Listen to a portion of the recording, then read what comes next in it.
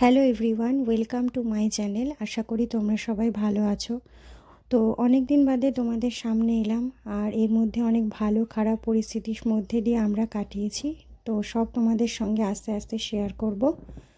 তো চলো আজকে দিনটা কেমন করে কাটাই, তো সেটাই তোমাদের সঙ্গে শেয়ার করছি।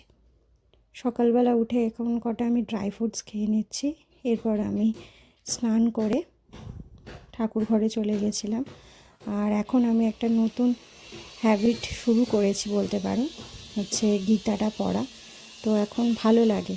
তো যে সমস্ত ভালো খারাপ পরিস্থিতির মধ্যে দিয়ে কাটিয়েছি, তো আমি মনে করি ঈশ্বর থাকলে আমরা সব কিছু বাধা কাটিয়ে উঠতে পারবো। আর আমি ঈশ্বরে বিশ্বাসী। ভালো মন্দ যাই হোক না কেন, উনি আমাদের সব সময় রক্ষা করবেন। পুজো সেরে এখন আমি একটু ঘরে বসেছিলাম। এদিকে মা আমাকে কয়েকটা ফল কেটে দিয়েছিল আর খাচ্ছিলাম। তো এখানে ছিল লেবু, শাকালু। তো এই ফলগুলো এখন আমি খাচ্ছিলাম।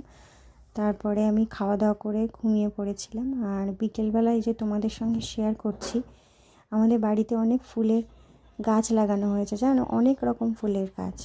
তোমাদের দাদা ভাই আর আমার শ্বশুরমশাই এইসব গাছগুলো এনে এখানে লাগিয়েছে। তো দেখো, সব ফুলের নাম তো আমি সঠিকভাবে জানি না, কিন্তু তোমাদের সঙ্গে শেয়ার করছি। এই কালারগুলো ভীষণ ভালো। তো আজকের ব্লগটা এই পর্যন্তই।